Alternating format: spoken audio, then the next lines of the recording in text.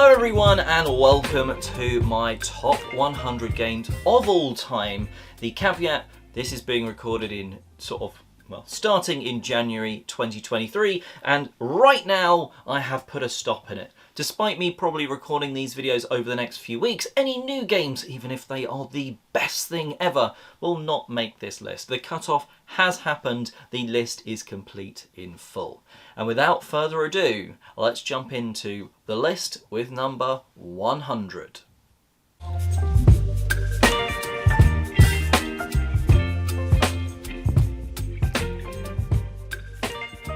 The games on this list vary in size, from the hours they take to play to the room on the shelf. And we're starting off with a relatively small box in terms of the two-player game Great Plains. In this game you have two players, one is like foxes, the other's snakes, and you are trying to do some area control goodness, which normally at two players is a little lackluster. But it's a small board and you're trying to sort of get onto the areas, move out from your tented locations, which you sort of draft place during the sort of setup, and you are trying to get these areas of green. Having the most on that area of green, it's going to be scoring you points, but there's bonus waterfalls and there's other tokens available for you to pick up. Those tokens allow you different, not bonus types of movement, but different types of movement. So instead of just having to place one out, so your snakes, place a snake next to one of the other snakes you've already put out, well, maybe it allows you to jump over that mountain range, that one space. Maybe it allows you to gallop on the horse a little bit further round, or squish or push someone with the bear. Those three things just allow the sort of movement to work and it not become stale of, oh, they're clearly going to be winning because they've got a good location there. Well, just because they've got a good starting location doesn't mean that you can't fly in, sort of block them off and different things. It works really well for two players, and that is Great Plains.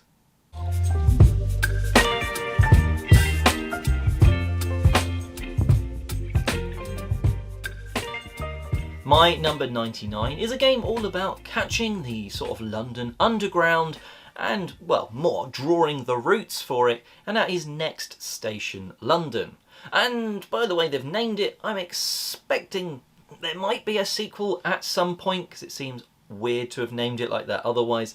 But anyway, it is a great little game where between 2 and 4 people are drawing out these sort of very undergroundy sort of looking maps as you're trying to connect these stations. Each round you're only drawing one of the lines and it's based on the pencil you have. So this round I'm drawing the pink line, and then I'll pass that on, and maybe I'm drawing the green one from the next player that's passed it on in the next one. You're only drawing that. Those cannot cross apart from they can meet at different stations. And there's the bonuses for, well, crossing the Thames, which is a bit of an odd one, but just bonus points. But you sort of get points for going to key landmarks, you get extra points for the different lines stopping at the same station, and it kind of makes sense of you're building out this sort of underground metro style network, and you're trying to make it so that the passengers can go to all of the locations they want to, and also change onto other lines to get around the city. It just sort of makes a lot of sense as soon as you play, as soon as you put it down in front of someone and play it. The scoring is a little slow. I do wish there was some way to make it quicker. An app version of it would be fantastically quick at the end, and it's just the scoring that makes it a little bit slow, which is why it's only number 99 on my list.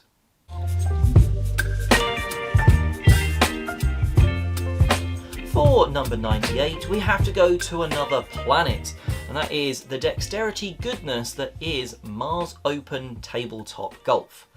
This is one of those dexterity games that basically has no rules, because everyone knows how golf kind of works. You're trying to, in this case, flick a kite-like thing, because you're on Mars, balls would just fly off. A kite-like thing from the starting tee area into the hole. That is the premise of the game. you don't really need to explain that you need to do it in as few shots as possible. There's some barricades and obstacles and setups. You can sort of make a very simple one on one table. You could make it so that the end hole is on a chair at the other end of the table. Go from one table to another, and so many different variations. It's one of those dexterity games that you are just putting on the table. Everyone's going to see it, be like, what's that? That's a bit different, and start flicking. And once you've started and you sort of get the knack of, okay, that's how you make it jump, that's how I'm going to sort of make it curve a little bit, and different things like that, everyone just gets hooked, and you play a full sort of 9 holes of this sort of crazy mini golf on Mars. It's just a lot of fun, simple to teach because there's no teaching. Just put it down, tell someone, flick that, try and get it in the hole in as few shots as possible. What more could you want? And that is Mars Open Tabletop Golf.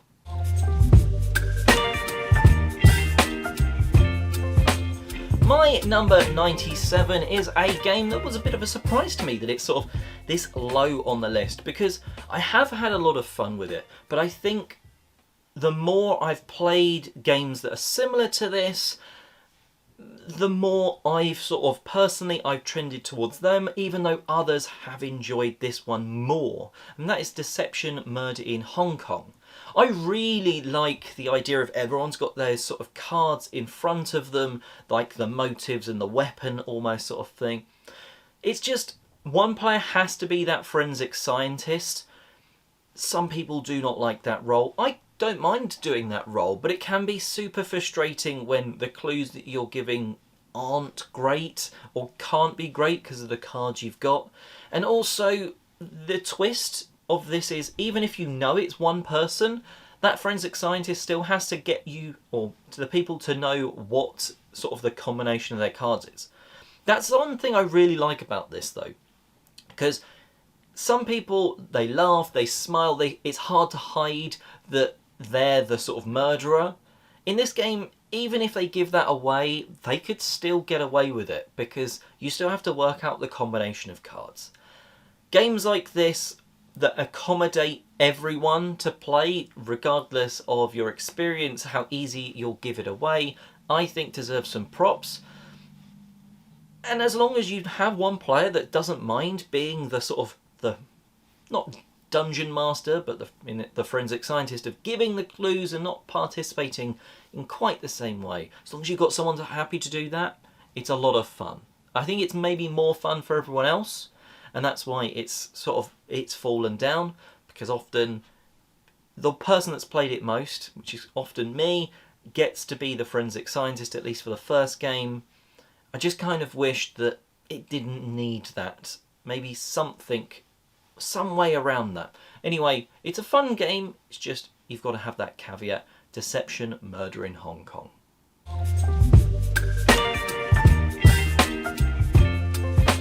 Number 96 is a game that I really shouldn't like because I am a fan of the MOBA Dota 2, and it is based on its arch nemesis, arch rival League of Legends. So I shouldn't like it, but the gameplay is really quite cool. It's that programming goodness. I like those sort of good programming games. And the logic of that is, on your turn, you've got these cards, you've put them in an order. On your turn, this is what's going to happen, and you can upgrade them. There are ways to move them around, but not too many. But as you're upgrading, it's normally giving you choice. So you've put your cards in order. On your turn, this is what happens. So maybe you've got a card that says you turn 90 degrees. That's not always going to be great, because sometimes the next card is fire in a straight line, and if you hit one of the enemy mobs, it's killed.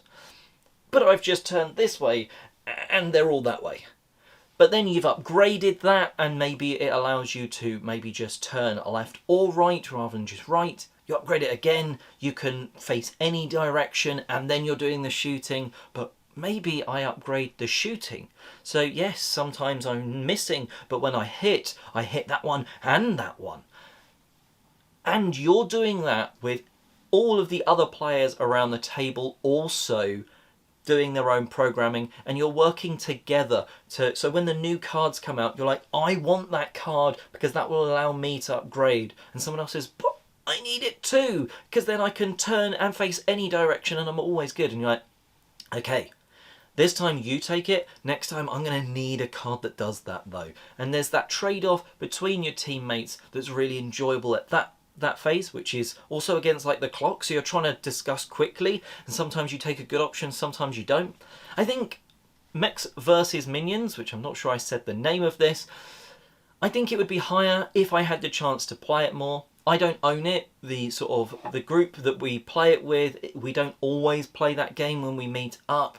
And I think if I'd played it through a little bit more and have the chance to play it more, it would be higher than this because it's a really fun experience. It's quite expensive if I wanted to go and buy my own copy. It's, yeah, programming goodness against mobs that are coming at you. You feel really strong at like later on in the game because you're taking waves of them out at once, and there's sort of environmental things where you slip and slide and it just changes up what you think your good programming was, and all of a sudden 2 cards are forced to swap and you're like, I'm now shooting before I turn, so I hope I'm facing the right direction. Really fun Mechs versus Minions.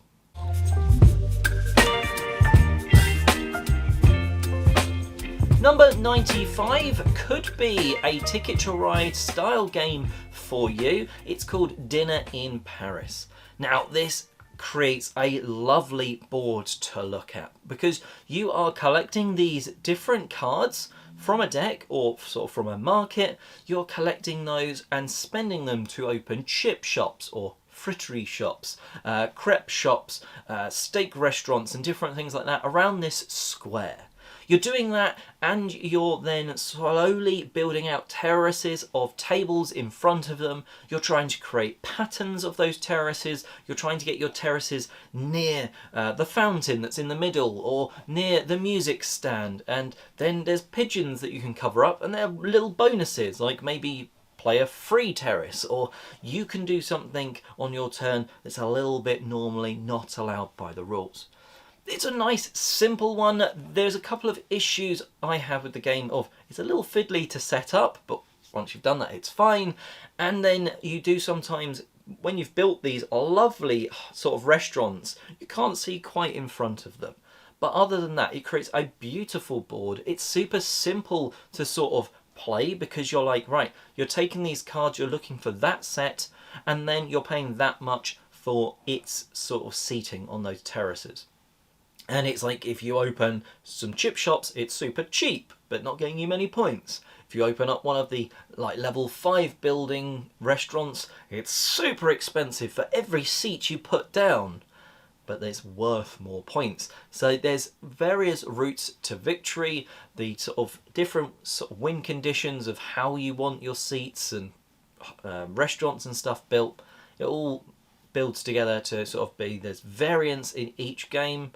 It's good fun. That's Dinner in Paris.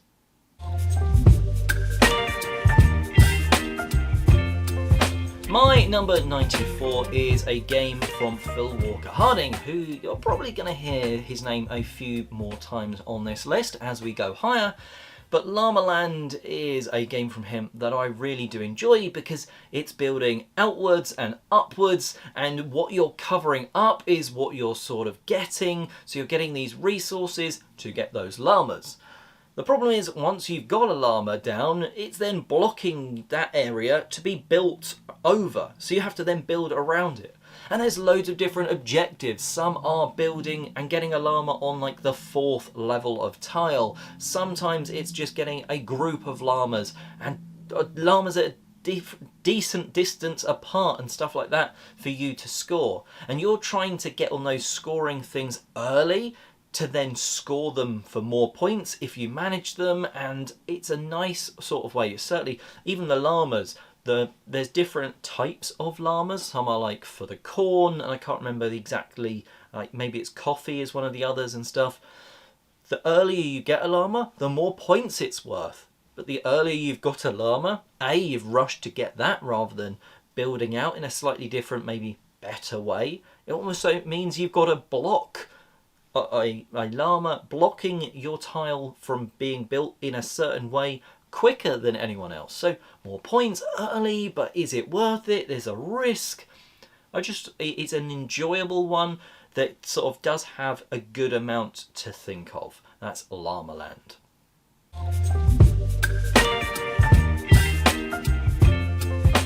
Number 93 is a game that goes by two names. Now, originally it was Wind the Film. It's now sort of republished as Photograph, which I think is probably a worse name, because in this game you are going to be winding the film. It's part of the experience as you're sort of trying to get your hand of cards. It needs to be in a certain order. So when you're picking up these cards from the middle, they are added to one side of your hand. You're then playing that number of cards from the other side of your hand. So the order of your cards, that's super important. You can't change those apart from every time you play, every turn, you get to wind the film. One card, you get to change its movement. You get to move it, it's either forward or backwards in your hand. And that's the only time you get to really change the order of your hand. So again, you pick one card up, you're playing one card down. You pick 3 cards up, you're playing 3 cards. So you better hope that they're in the right order, because otherwise that's going to give you gaps, because you can only play a number that's so many higher than the previous one, else you sort of take it as a bad photo, and it's sort of blurry, I think it's referred to. It makes sense, and Wind the Film, just as a name, just perfectly sort of captures, yeah, you're still taking a photograph.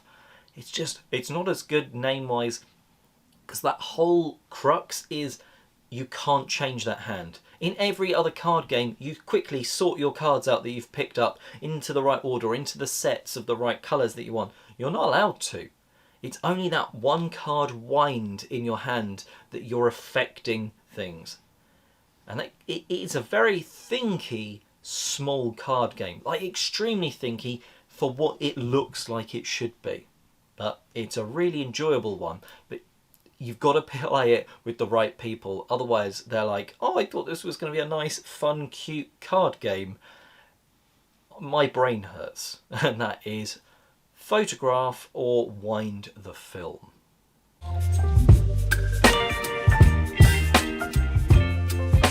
Number 92 is a game which has peaks and troughs within it of your mind being on the ball, and that is Ghost Blitz.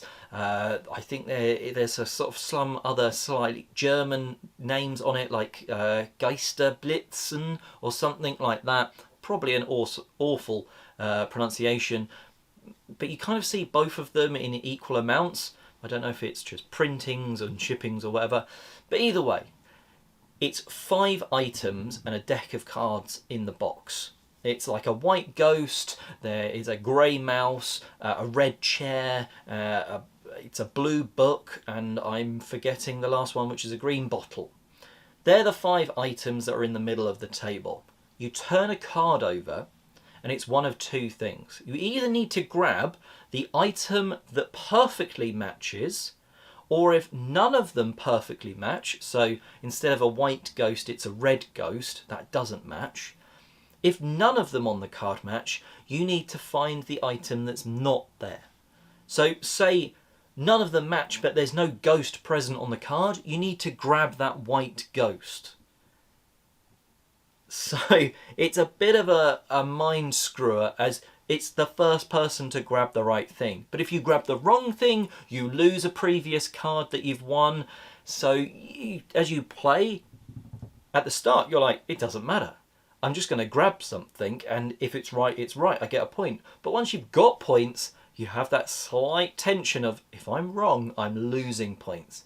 And like I say, there's peaks and troughs in this, because you turn a card over, you're like, bam, that's the right one. Turn another card over, bang, that's the right one. And all of a sudden, your opponents start to get their head in the game, and you're like, I can't see it. Oh, you've already grabbed it. I just worked out that it was the bottle. It's a lot of fun, really quick, fast grabbing game. There's a little bit of sort of hand slapping as everyone tries to grab the same object and then realises, no, that's not the right one, it's this one. Super fast, fun, you just sort of play your way through the deck. There's even a mode that steps it up where you have to say some things and not others, and that just takes it, once you've played a couple of games you can go up to that sort of level, but just the basic one, Ghost Blitz, is a lot of fun.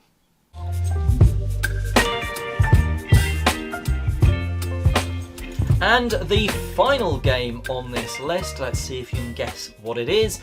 You stack things, there are dice that fall out of a pyramid, depending on the version you've got. There's a palm tree that pops up, depending on the version you've got. It's Camel Up.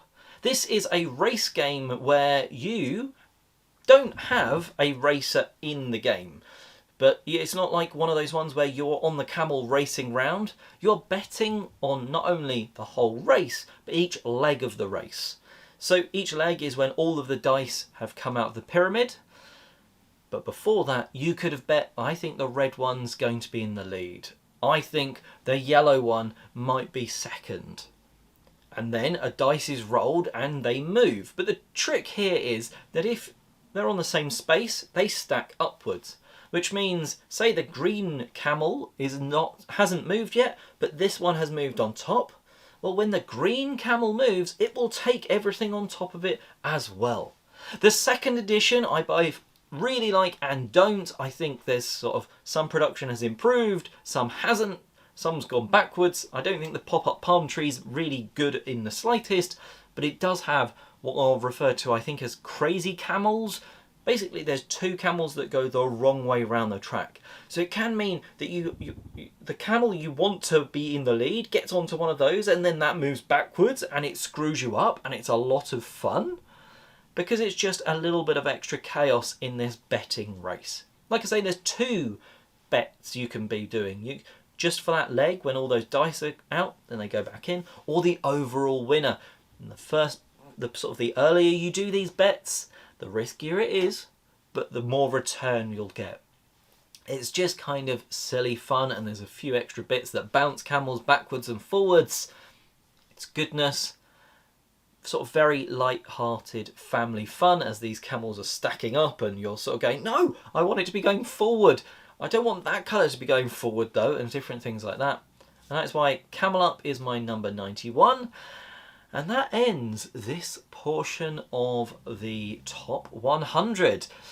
At somewhere on the screen you are probably seeing the next part. If you want to, there's also a playlist where all of these videos as they're released go into. So if they're all out, or some of them are out at least, you can click on that and see all of them. Until next time though, enjoy gaming, and I'm Oliver East signing out.